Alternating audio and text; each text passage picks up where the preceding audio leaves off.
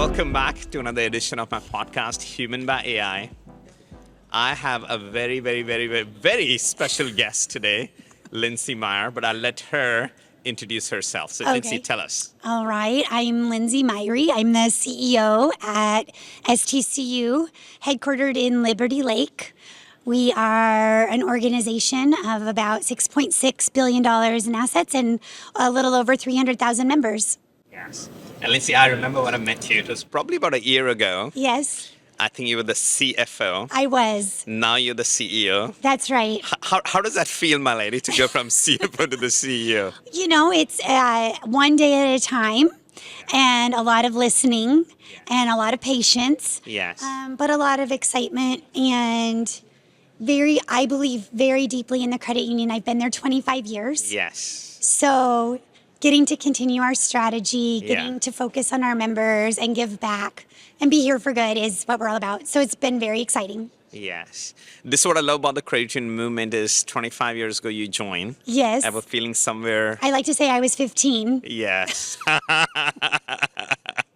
Maybe somewhere like at the bottom of the totem pole and then making your way all the way to the top. Yes, I started as an accounting assistant. I see. And so I started by doing member wires and balancing general ledger accounts. And then I think I've held about 8 different positions at the credit union since I started there 25 years ago. Wow. So. What a story. I know. What a story. It's been fun. It's exciting. Yes. A lot of change. A lot of change.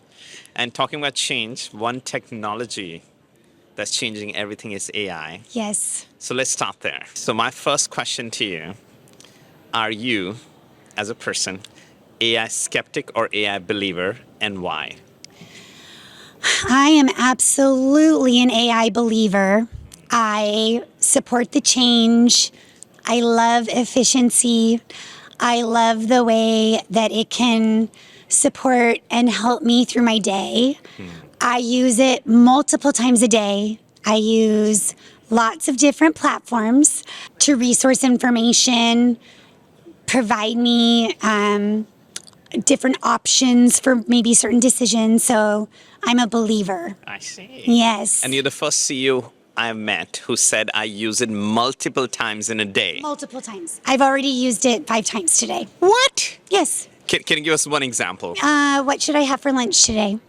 So, and it already knows that I tend to like pizza and Mexican food. Yeah. So it gives me some ideas. And I said, well, I'm in downtown Portland. Give me some ideas. Yeah. So, I use it for all kinds of things. I see. Yep. So what did you eat then? Pizza or Mexican food? Neither. I had a hamburger. Neither. Hamburger. Okay. Fine. Yeah, I need to start using that because the ChatGPT will know I like only Indian food. Oh, I see. So then they had just have to sift through. It needs to spread out a little. Yeah. Yep. Needs to get to know you better. Yes.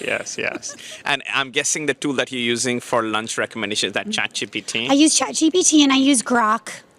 I use both of those 2 platforms depending on what I'm looking for. I find that I use Grok for things when I'm traveling more. I see. So I prefer it's a little more abbreviated. Yeah. And and I'm a bullet point information gatherer. Yeah. So I like its style. Yeah. ChatGPT I use for help me write this email, help me write this text message or whatever with my voice and my tone. Yes. And ChatGPT seems to know me a little better. Yeah. In that way. So I lead on that for some efficiency. So it depends on what I'm looking for. Wow. Yeah.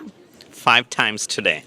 Yes. That blows my mind. I've used it to interpret a regulation. I see. Used it for writing a summary to an email. So I use it quite a bit. Wow. I don't think you're surprised that I use it, but yes. I love it. Yes. I love it.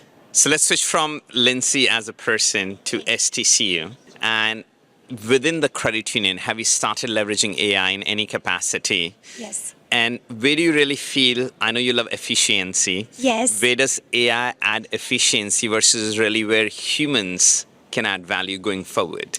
I think I have a philosophy that AI is a way to create efficiency so we can have increased human connection.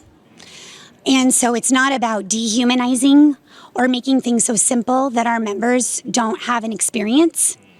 but it is about consistency and clarity and the continuous information that they receive. And so we have leveraged AI in a variety of different ways. We do allow it for performance reviews. So to help leaders articulate and have maybe more consistent vernacular with providing feedback back to employees. We use it in lending underwriting.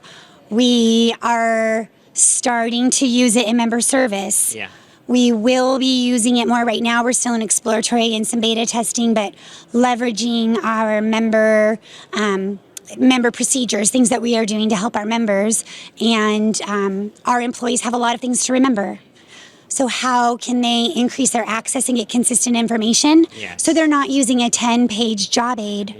So that doesn't Which nobody mean reads, by the way. Nobody reads. They skip to page 8. Exactly. And then they miss 5 steps because they skipped ahead. Yeah. So AI helps them gather that information in a more accurate way, and it then can build credibility and trust. So it's not about not letting our members talk to employees or employees talk to employees, but it is about accuracy, consistency, and efficiency. Yeah.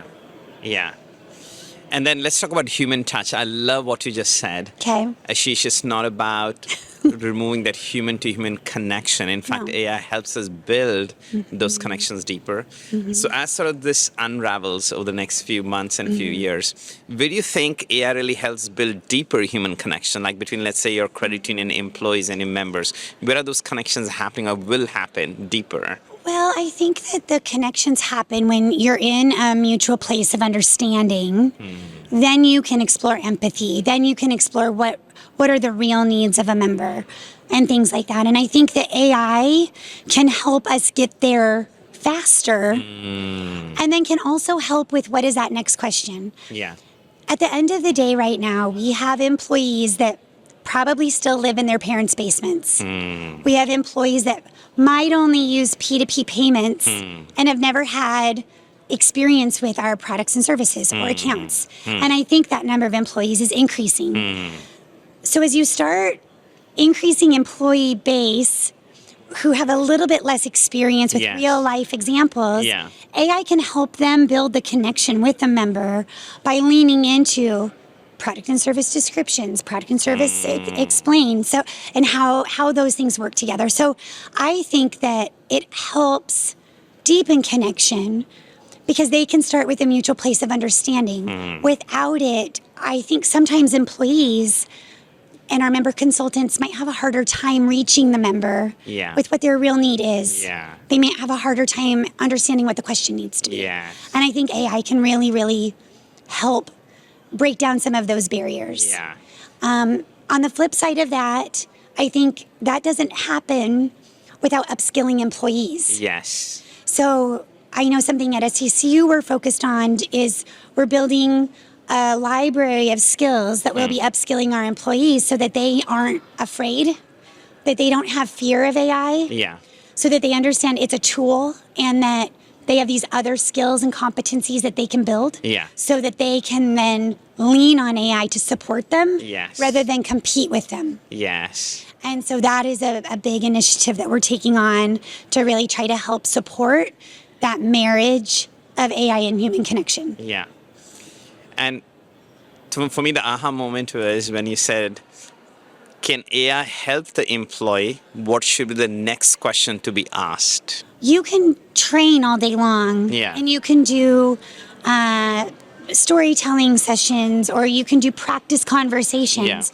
But until every scenario is different, and when they don't have some of those same life experiences that some of us have the opportunity to draw on, it does really help uncover the real needs. And isn't that why we're here? Is to really help our members. So we need to be able to help them uncover that. They don't always know which questions to ask either. So, members don't, employees don't. So then can AI sort of facilitate that conversation? That's right. Exactly. Okay. So let's go back to fear. Okay, yes. Right? Yeah. Different people sort of embrace change in different ways. Yes, they do. You are, I would say, the most prolific credit union CEO using AI 5 times a day, including your lunches. I put you as sort of in the unicorn category. Not everybody's I'm like honored. you. I'm honored. Thank you. But how about the rank and file, Lindsay? Like one thing I'm hearing a lot is this fear that, listen, AI is going to take our jobs. Like how do you Yeah. address that for your rank and file? Yep. And how do you bring them along on this sort of massive change that's happening? Yeah. I think one, it's about being very transparent in communication. So it's not the tool that's behind the curtain. It's in front of the curtain on a platform, and we're saying, this is what we're moving towards and with. Come with us. And this is how it can help you, just like what we just talked about. So I think having a clear vision helps employees support where we want to take it. I think understanding that we are investing in them. So we're very clear in our career pathing. We're very clear in our upskilling journey and what we want to do for them. Yeah. We absolutely are very, very transparent in letting them know their jobs are going to change. We don't pretend like they're not. They're not going to change. Yeah. And we also say, we are not doing this to eliminate your job. Your job will not be eliminated because of AI. We may not hire as many new people. Yeah. We might hire slower. Yeah. We will make sure you have the tools and resources to learn the next set of skills. Yeah. So you're ready when that next job comes available, when AI does maybe do some of the same, accomplishes the same tasks that they might be doing in their existing job. Yeah. But we won't do it beforehand. Yes. And we're really clear, and we've been able to put that into action. So you have to prove it. Yeah. And so you need time, and you need to demonstrate that you walk the walk. Yes. And so if you implement some AI solution and then say, oh, and then eliminate 10 positions and just told them you weren't, no one will trust you. Bingo. So instead, it's about your job will change. You're going to be exposed to an opportunity to learn new skills. I hope you take advantage of that. Yeah. And then there could be a tough conversation. Yeah. If they don't want to learn the new skills, or maybe they like doing data input every single day, Yeah. then there might be a different conversation. Yeah. But we want to provide every opportunity that's possible Yeah. to make sure our employees can succeed with the growing technology and the changing technology. Yeah. And I'll just tell you from my vantage point, I started Eltropy 12 years ago. Yes. Time flies when you're having fun, but Yes. Lindsay, we just crossed about 250 colleagues. Wow. And for the first time ever in the history of our company, we are budgeting an upskilling budget. Exactly like what you spoke about. Yeah, because that's jobs amazing. will change. Yes. And what can we do to empower our employees? What better training? And then another thing we've done is from my standpoint, we've started a new task force called AI First. Yes. And we launched it in an all-hands meeting. We've told all the employees that this change is coming. Yep. And we do an all-hands meeting virtually every month. And we highlight how different employees are using AI Yes. in their personal life as well as Yes. in their jobs. And I think that's an amazing way to decrease the fear. When I talk about it, planning my vacation or planning where I'm going to eat or what I'm going to wear in the morning, which I use it for all of those things, it becomes a lot less scary Yes. than, oh, AI is bad and it's going to take my job. Yeah. And so when they learn how to use it in their everyday life, I think it's easier to translate it then Yes. to how they might be able to use it at work. Yes. You can't let AI write a performance review for you, Yes. but you can write all of the things that you want to say, Yeah. and it can help you word it in a way that Polish. might be kinder, Yes, might yes, be a yes. little bit easier for them to understand, Yes. and save a lot of time. Yeah. But it's still your words and it's still your thoughts. Yeah. So how do we continue to translate that and help people understand that that's really where we're taking it? Yeah. I think the three examples you used, right, which is very endearing to me. What should I eat? What should I wear, etc. It's almost, Lindsay, by you as a CEO, as a leader, using those examples, you've almost humanized AI. Trying. Right? Trying. Yeah. Yeah, definitely. I definitely have a human connection. I definitely have a human connection with AI. Wonderful. Okay. I think that's all we had. Okay. Before we wrap up, there's one personal question for for you. Okay. Easy one. Okay. Easy one. All right. So you joined STCU as an accounting assistant. Yes. What a story. Like 25 years later, Yes. 8 different positions, the last one being CFO and now a CEO. Yes. So here's a question. Okay. As a CFO becoming a CEO, Yeah. what is that one thing which is your strength because you come from finance Yeah. that you use every day? Yep. And what is that one thing that's a weakness that you have to be mindful every day when you come from the finance side? Okay. First, I'm going to disclose I might not be like many CFOs when I was a CFO. So I'm going to start there. Okay. However, I would say probably the thing that I leverage or lean on the most is my ability to prioritize and plan. That's definitely a finance strength. Yes. And I use that every single day. Yeah. And it helps me accomplish a lot. Yes. I think what's something that maybe is a little bit challenging is in finance, you use data to come up with answers and solutions. Yes. And I would say sometimes I don't have that luxury to have data Yes. to be able to make decisions in my new role. Yes. And so I don't get to lean on some of my decision-making tactics Yes. that I did for so long and so many years. Yes. Yes.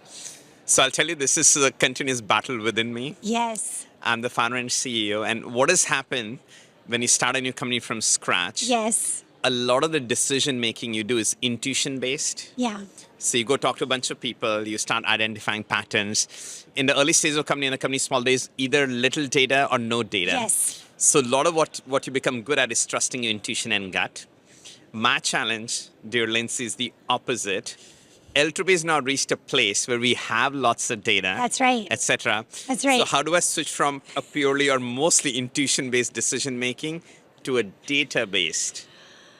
I think it just has to be top of mind, right? I think that it has to be something, okay, personal growth opportunity for me is patience. I need to work on patience. I love moving quickly. I love tackling new problems and taking, now I should not do that. I need to slow down. I need to listen. I need to hear how things are going because decisions make big impact and ripple. Yes. So I write patience on a sticky note that I keep on my screen. And I have patience as a little bubble that pops up on my phone multiple times a day because it's not natural for me. Yeah. So it is something you might consider. Yeah. Actually, I'll tell you. Data. Yes, data. But I'll tell you on the topic of patience, I have the same challenge. So if you ever came to my office, on my whiteboard is written the following. Yes. Calm your mind, move your body. Oh, I love it. I love it. I might steal that. That might be in the background of my Zoom videos going forward. But thank you. Thank you. Thank you for your time. This one is such a Very fun intriguing. conversation. Yes, very fun. Okay. Cheers. Cheers, Humanizes.